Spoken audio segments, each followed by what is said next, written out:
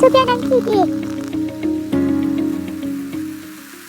전립선암은 최근 우리나라에서 가장 빠르게 증가하고 있는 남성암 중 하나입니다. 특히 고령화와 식생활 변화의 영향으로 환자가 꾸준히 늘고 있습니다. 문제는 초기에는 특별한 증상이 거의 없다는 점입니다. 전립선암은 전립선 바깥쪽에서 자라나는 경우가 많아 초기에는 소변 증상도 없는 경우가 흔합니다. 그래서 소변이 괜찮으니 괜찮겠지 하고 지나치는 분들이 많습니다. 전립선암은 초기에 발견하면 완치 가능성이 매우 높은 암입니다. 반대로 증상이 나타나면 그때는 이미 진행된 경우가 적지 않습니다. 쉽게 비유하면 전립선암 검진은 자동차 엔진 경고등이 켜진 뒤 수리하는 게 아니라 정기 검진으로 미리 이상을 발견하는 개념이라고 보시면 됩니다. 따라서 특별한 증상이 없더라도 50세 이후에는 PSA 혈액 검사를 포함한 정기 검진을 권해드립니다. PSA 검사는 쉽게 말하면 혈액으로 전립선 상태를 확인하는 검사입니다. PSA는 전립선 특이항원, 영어로는 프로스테이트 스페시픽 안티젠의 약자인데 전립선에서 만들어지는 단백질입니다. 혈액 검사로 이 수치를 확인하면 전립선에 이상이 있는지를 확인하는 데 도움을 받을 수 있습니다. 검사는 아주 간단합니다. 일반 체열처럼 팔에서 소량의 혈액을 뽑아 PSA 수치를 측정합니다. PSA 수치가 높게 나오면 전립선 암의 가능성을 확인해야 하지만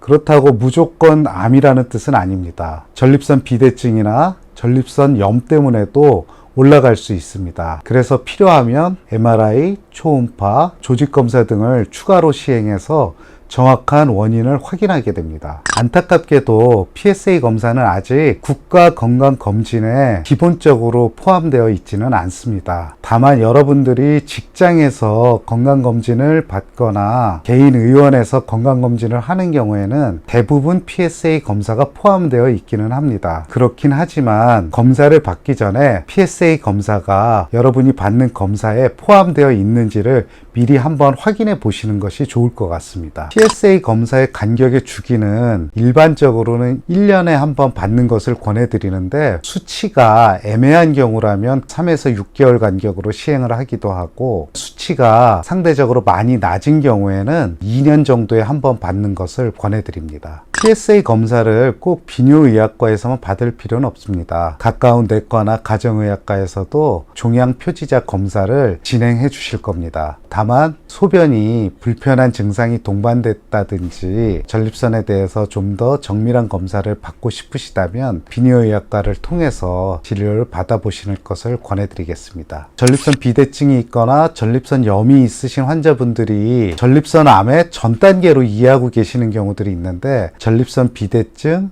전립선 염이 진행돼서 전립선 암으로 발전되는 것은 아닌 것으로 이해를 하시는 것이 정확합니다. 가족력은 전립선암에서 매우 중요한 위험인자 중 하나입니다. 아버지가 전립선암인 경우에 아들에서 전립선암의 위험도가 일반인보다 약 2배 정도 높아지는 것으로 알려져 있고 만약에 형제 중에서 전립선암 환자가 있다면 그 위험은 그보다 더 높아지는 것으로 알려져 있습니다. 이는 유전적인 영향도 있지만 가족끼리 비슷한 식습관이나 생활습관을 공유하는 영향도 함께 작용한다고 보고 있습니다. 가족력이 있다고 해서 너무 두려워하실 필요는 없습니다.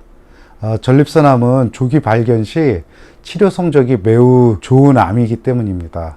가족력이 있다면 걱정보다는 검진을 꾸준하게 받는 습관이 중요할 것 같습니다. 가족력이 있는 경우라면 45세부터 PSA 검사를 정기적으로 받는 것을 추천드립니다. 특히 고지방, 고칼로리 위주의 서구화된 식습관, 비만, 운동 부족 등이 전립선암의 증가와 관련이 있다는 많은 연구 결과들이 있습니다. 반대로 채소와 과일을 충분히 섭취하고 적절한 체중과 운동 습관을 유지하는 것이 전립선 건강에 도움이 많이 되는 것으로 알려져 있습니다. 토마토에 있는 라이코펜과 같은 성분, 콩류에 있는 이소플라본과 같은 성분들이 도움이 된다는 연구들이 있고요. 또 브로콜리 같은 채소들이 도움이 된다는 연구 결과들이 있습니다. 다만 특정 음식 하나가 암을 예방한다기보다는 전체적으로 균형 잡힌 식습관이 중요하다고 이해하시는 것이 좋겠습니다. 전립선 건강도 결국 혈관 건강 관리와 비슷합니다. 잘 먹고 골고루 먹고 적정 체중을 유지하고 꾸준히 운동하는 습관이 혈관 건강뿐만 아니라 전립선 건강에도 도움이 되는 생활 습관이 되겠습니다.